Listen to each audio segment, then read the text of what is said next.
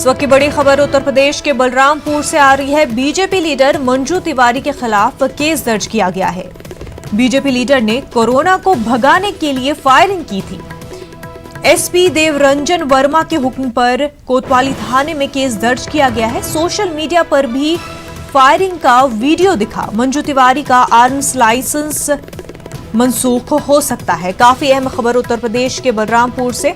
आपको बता दें, बीजेपी लीडर मंजू तिवारी के खिलाफ केस दर्ज किया गया है। बीजेपी लीडर ने कोरोना को भगाने के लिए फायरिंग की थी। एसपी देवरंजन वर्मा के हुक्म पर कोतवाली थाने में मंजू तिवारी के खिलाफ केस दर्ज किया गया। सोशल मीडिया पर भी वीडियो गश्त कर रहा है, जिसमें देखा जा सकता है कि मंजू तिवारी ने फायरिंग की थी। कोरोना को भगाने के लिए फायरिंग की गई थी। मंजू तिवारी का आर्म्स लाइसेंस मनसूख हो सकता है।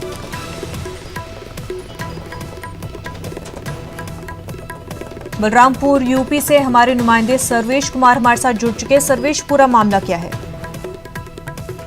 जब प्राइम मिनिस्टर नरेंद्र मोदी ने अपील की थी कि रात में 9 बजे लोग अपने घरों की बत्ती बुझा करके और मोमबत्ती या दिया जलाएंगे, उसी समय इन्होंने एक सोशल मीडिया पर उन्होंने जो मंजू तिवारी है, यहाँ महिला जिला अध्यक्ष है, बीजेपी की लीडर है, इन्होंने हवाई फायरिंग की अपने हस्बैंड के रिवॉल्वर से, और वो उसका वीडियो उन्होंने अपने फेसबुक आईडी अकाउंट पर जारी किया। और आईडी पर इन्होंने लिखा साफ कि दुष्ट कोरोना को भगाने के लिए इन्होंने जो हवाई फायरिंग की है।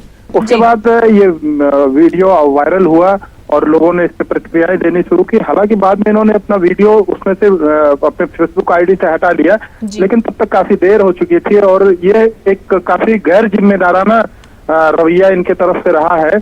और कोतवाली नगर में इस क्षेत्र में एसपी देवरंजन वर्मा के निर्देश पर जो प्रभारी निरीक्षक हैं यहाँ के रामाश्रय राय की तरफ से एक मुकदमा दर्ज किया गया है, जिसमें काफी उपेक्षापूर्ण आचरण बताया गया है और अवैध जो शस्त्र रखने का जो तरीका है वो काफी घोर लापरवाही वाला बताया गया है। इसलिए इनके खिलाफ मुकदमा कोतवाली नगर में दर्ज कर लिया गया है और आयुध अधिनियम के तहत मुकदमा दर्ज किया गया है। और डीएम जो यहाँ के हैं उनके तरफ से एक नोटिस जारी की जा रही है कि क्यों ना इनका शस्त्र लाइसेंस निलंबित कर दिया जाए। मोहनदास। सर्वेश, बीजेपी की जानिब से कोई रिएक्शन इस पूरे मामले को लेकर?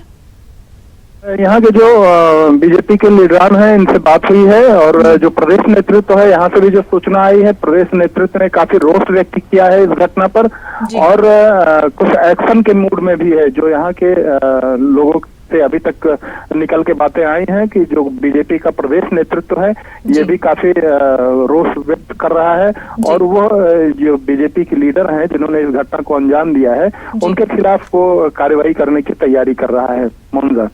बिल्कुल सर्वेश, बेहद शुक्रिया आपका।